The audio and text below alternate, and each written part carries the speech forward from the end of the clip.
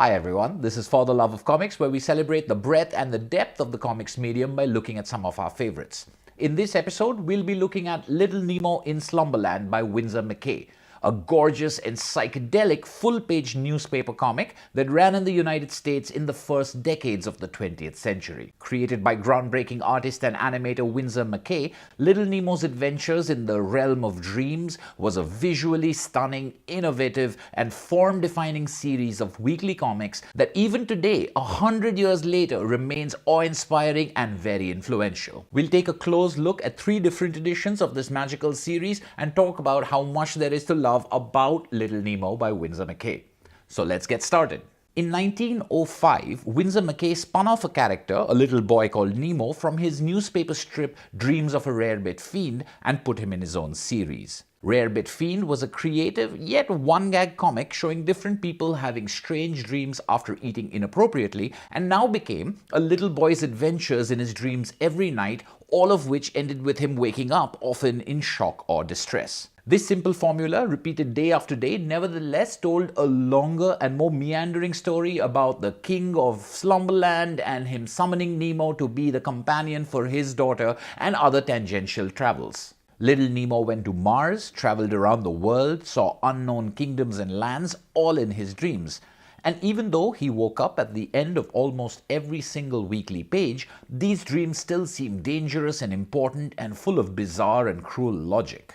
But it wasn't the plot, really, that made Little Nemo the masterpiece that it is. It was Winsor McCay's incredible art, by which I mean the composition, the details, the scale and perspective, the colors, all of which created a truly dreamlike experience. Things would change in size or threat, the environments were psychedelic, and locations would morph, sometimes from panel to panel, creating a wondrous yet unsettling feeling. At the same time, the comic pushed the boundaries of fantasy, where the imagination of a child and the surrealism of dreams were combined to create imagery and setups that were truly spectacular. The sheer imagination on display is difficult to just describe. You really have to see it for yourself, which is where these editions of Little Nemo come in. There have been many reprints over the years, in America as well as in Europe, and some of these have done a terrific job in compiling these old and rare comics. Still, it is important to remember that Little Nemo was originally published in the huge broadsheet newspapers of early 20th century America, and most reproductions aren't going to do justice to Winsor McCay's exploitation of such a large canvas.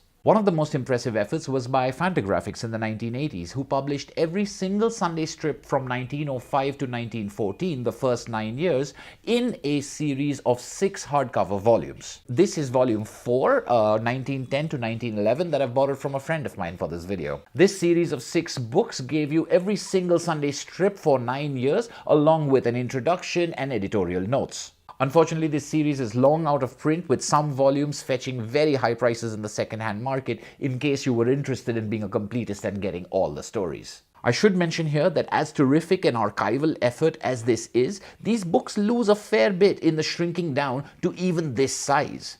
The text, which has always been cramped and hard to read, is borderline illegible at times, and even though you get an appreciation for the art and the composition, it doesn't necessarily feel as impressive as it could. A better option in many ways is this new series being brought out by Taschen. This is volume 1 of the complete Little Nemo from Taschen, 1905 to 1909, collecting all Sunday pages from the first 4 years. There is also a fatter, all-years version of this book. It has exactly the same cover, but at double the thickness, with another volume of notes. But I've never run across an affordable copy of that one.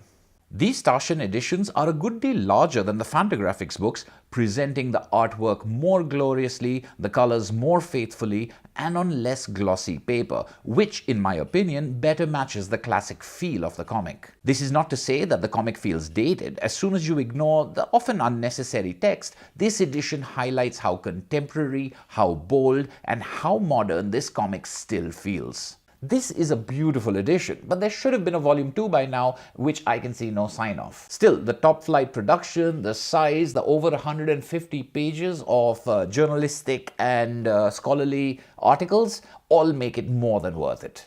However, the edition that truly captures the magnificence and the majesty of the series has to be the Sunday Press edition of So Many Splendid Sundays, a selection of Little Nemo comic strips in the original broadsheet size. This is magnificent, and not just thanks to the colossal size, which finally allows you to fully appreciate McCay's intricate details, beautiful shapes, and masterful layouts as originally envisioned.